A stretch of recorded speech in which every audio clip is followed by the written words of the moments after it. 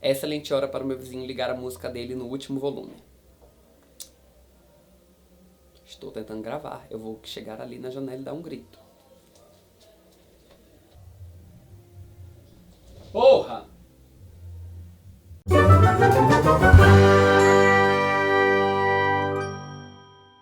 Quando eu criei o Muro Pequeno, uma grande preocupação que eu tinha era a necessidade de falar das coisas com a maior clareza possível. Porque uma coisa que me preocupava muito na internet é que a maior parte das tretas e das discussões que eu via, eu tinha a sensação de que as pessoas estavam se matando, não exatamente porque elas estavam discordando, mas porque elas não estavam se entendendo. E isso era uma preocupação tão grande pra mim, que logo quando eu comecei o canal, logo depois do primeiro vídeo, o vídeo de apresentação e tudo mais, o primeiro tema que eu trabalhei aqui foi exatamente tretas na internet, discussões na internet e falhas de comunicação. Mas e então, se eu já falei disso lá no começo do canal, por que eu estou trazendo esse assunto de novo aqui? Porque nos últimos tempos essa coisa meio que tem gritado pra mim em quase todos os debates que eu vejo na internet, assim. Então é uma coisa muito difícil de acompanhar. E o que tem me preocupado cada vez mais é que eu tô começando a achar que a questão não é só de falha na comunicação ou de desentendimento. A questão é de distorção mesmo. As pessoas debatem a partir de distorções do argumento do outro lado. O que a gente tá vendo na internet nos últimos tempos é o que eu tenho entendido como uma grande guerra de espantalhos. E aqui eu estou me referindo à ideia de falácia do espantalho, que se refere exatamente a isso. A discussões em que as pessoas conversam se atacando baseadas em distorções e não em argumentos reais. Vou pedir ajuda da Wikipédia, que tem uma boa definição do que vem a ser a falácia do espantalho. Falácia do espantalho é um argumento em que a pessoa ignora a posição do adversário no debate e a substitui por uma visão distorcida que representa de forma errada a posição deste adversário. A falácia existe quando a distorção é proposital, de forma a tornar o argumento mais facilmente refutável, ou quando é acidental, quando quem usa a falácia não entendeu o argumento que quer refutar. E aí o texto ilustra bem a falácia de um jeito que eu acho que dá pra entender. A pessoa A defende o argumento X e a pessoa B ataca o argumento Y, como se o argumento Y fosse o argumento X. Mas, na verdade, o argumento Y é uma visão distorcida do argumento X. Deu pra entender?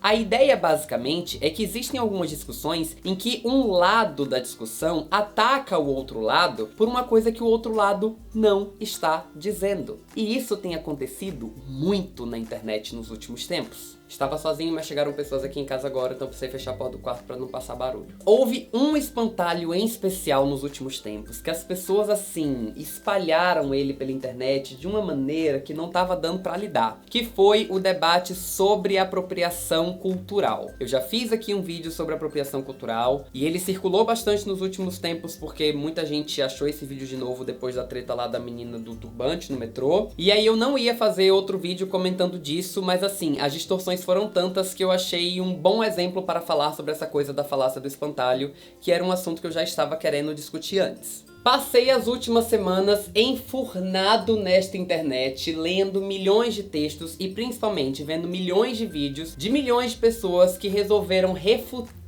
os argumentos do movimento negro a respeito da questão da apropriação cultural. E o que tinha de mais comum na maioria das coisas que eu vi é que as pessoas não faziam a menor ideia do que elas estavam falando. Teve inclusive um moço muito simpático e até muito bem intencionado que se propôs a fazer um vídeo resposta ao meu vídeo sobre apropriação cultural. E aí ele divulgou o vídeo dizendo que aquela seria a refutação mais completa que se veria na internet a respeito da questão da apropriação cultural. Aí ele me mandou o vídeo, eu fui lá ver e era um vídeo de 30 minutos, assim, muito cheio de referências, de opiniões de filósofos, de economistas, de pensadores, várias referências históricas e tudo mais. A única coisa que faltou ele pesquisar de verdade foi o conceito de apropriação cultural.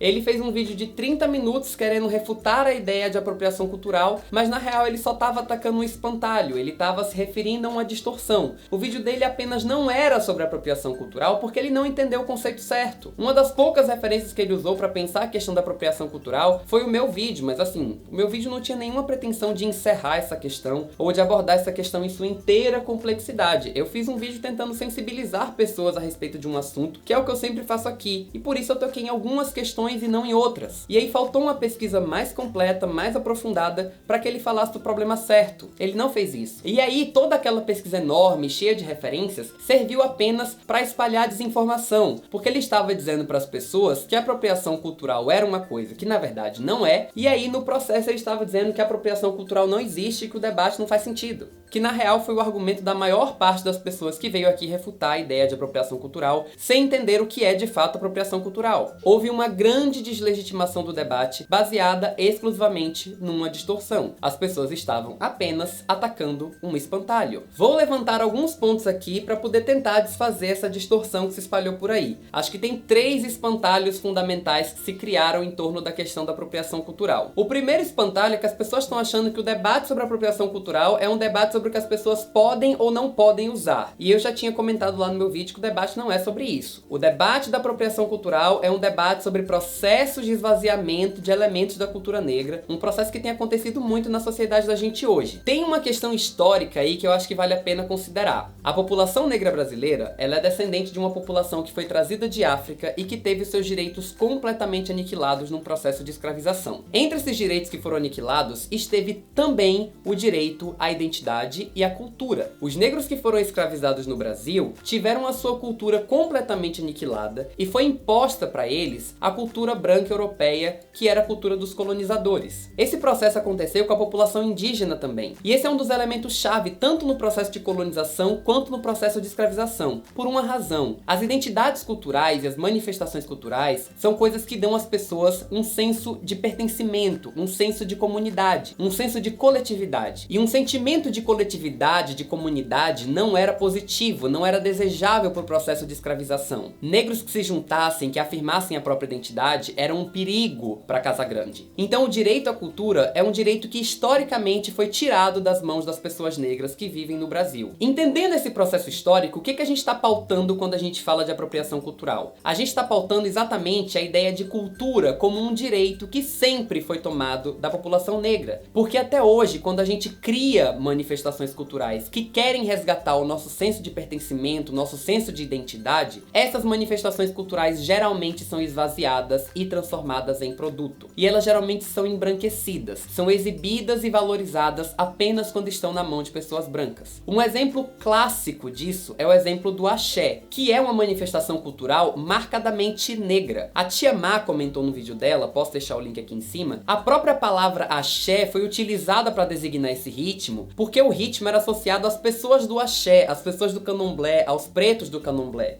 E essa palavra axé era utilizada de forma depreciativa contra essa manifestação cultural, que era identificada como uma manifestação cultural negra. Mas aí a gente olha pra hoje e a gente vê que o axé é extremamente valorizado, que as grandes gravadoras produzem grandes CDs de axé, que os shows de axé acumulam fortunas, mas sempre quando os artistas que cantam axé são artistas brancos. As principais representantes do axé hoje são pessoas brancas. Aí a gente vê uma pessoa como Margareth Menezes, que é uma cantora negra importantíssima, que continua fazendo um axé maravilhoso, falando da realidade da população negra, e ela tá quase no esquecimento. Esse ano Margareth Menezes está fazendo 30 anos de carreira e ninguém tá falando sobre isso. Ela, que tem uma carreira importantíssima falando da cultura e da identidade negra, não tem quase nenhum reconhecimento. Isso não está certo. E é disso que a gente fala quando a gente está discutindo sobre a apropriação cultural. Esses processos de esvaziamento banalizam a cultura negra e perpetuam aquele processo que começou lá na escravidão, que era aquele processo que fazia com que a população negra não tivesse direito à própria cultura. Um direito que eu não sei se vocês sabem, mas é garantido inclusive na Constituição, que tem uma cláusula dizendo que culturas originais brasileiras, explicitamente a cultura negra e a cultura indígena, devem ser preservadas. Ah, Murilo, mas se uma pessoa branca deixar de usar turbante, esse processo vai acabar? Não, não vai. Mas como eu disse, o debate não é sobre o que as pessoas brancas usam ou deixam de usar. O problema é quando as pessoas brancas contribuem para esse processo de esvaziamento, quando saem por aí espalhando discursos dizendo, por exemplo, que turbante é só uma moda, que esse negócio de identidade cultural é uma bobagem. Aí a gente tem um problema. A apropriação cultural só tem a ver com pessoas brancas quando pessoas brancas contribuem com o discurso de esvaziamento. Porque o que a gente tá querendo não é regular o que vocês usam ou deixam de usar, porque a gente não é pai nem mãe de vocês. O que a gente gente tá querendo é que o significado das nossas manifestações culturais seja preservado, garantido e respeitado, porque a população negra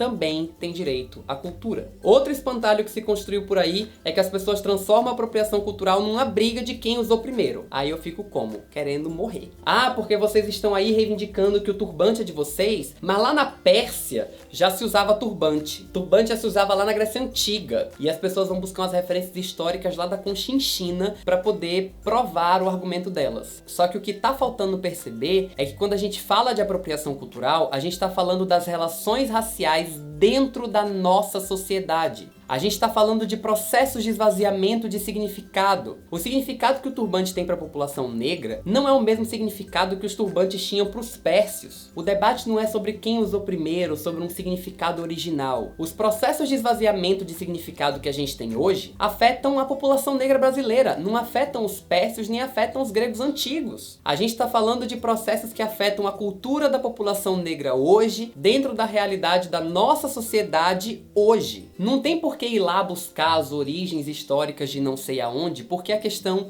não é essa. E aí tem um terceiro espantalho que a galera constrói, que é a ideia de que a apropriação cultural seria qualquer troca, qualquer contato entre culturas. E aí, se o movimento negro é contra a apropriação cultural, então o movimento negro quer uma cultura pura, puríssima, e é contra o contato com qualquer cultura. Aí eu fico com a impressão de que as pessoas menosprezam um pouquinho a nossa inteligência. Porque assim, vocês realmente acham que a gente acha que uma cultura pura, puríssima e isolada seria possível ou desejável? Porque essa é uma ideia absurda. E assim, se vocês conseguem entender que essa é uma ideia absurda, a gente também consegue. E aí, se as pessoas fossem um pouquinho mais generosas, se tivessem um pouquinho mais de boa vontade, eu acho que elas iam pelo menos ter a suspeita assim de talvez não seja isso que eles estão pedindo. Essa ideia é muito absurda para ela ser uma reivindicação de verdade. Porque não é essa a reivindicação. E aí, se as pessoas fizessem esse esforcinho, eu acho que a gente não ia ter que ouvir, por exemplo, que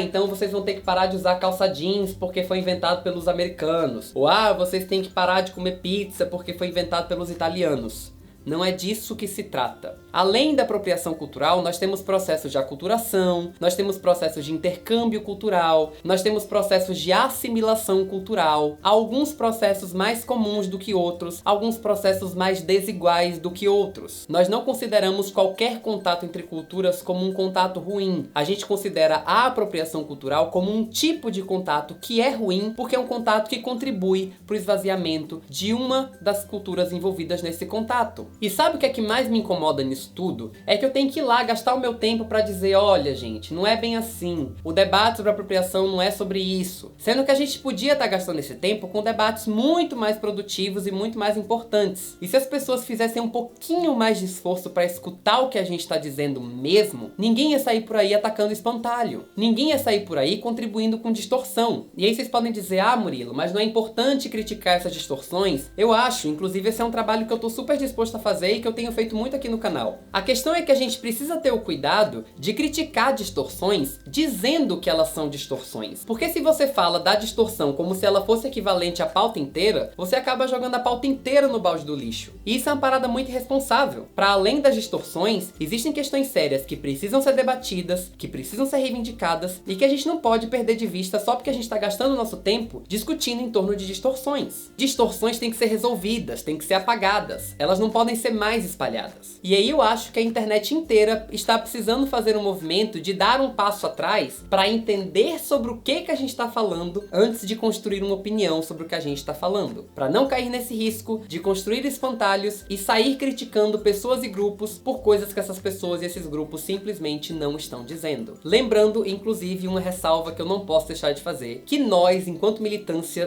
também temos que nos preocupar com os espantalhos que nós mesmos estamos criando. Às vezes nós também somos responsáveis pelas distorções que se espalham a respeito das nossas pautas. É bom que a gente consiga fazer autocrítica para que a gente possa entender que de vez em quando, se as outras pessoas não estão nos entendendo, é porque talvez tenha um problema com a nossa mensagem. A gente precisa ser muito responsável quanto a isso também. Enfim, para encerrar, só avisar que eu vou deixar aqui na caixa de descrição do vídeo links para vídeos e textos que explicam essa questão da apropriação cultural de forma bastante aprofundada, para não continuar por aí reproduzindo espantalhos e contribuindo com as distorções. De resto, se você gostou desse vídeo, não esquece de deixar o seu like aqui, se inscreve no canal se ainda não tiver inscrito, comenta aí dizendo o que você achou e espalha pra todos os amigos. Por hoje é isso, um beijo gigante pra todo mundo e a gente se vê no próximo vídeo aqui no Muro Pequeno. Até lá, tchau, tchau!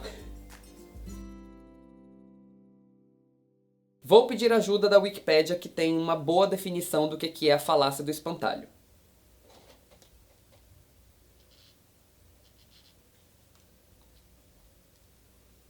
Deixa eu só procurar porque eu sou uma pessoa despreparada que não deixou o coisa separado antes de começar a gravar o vídeo.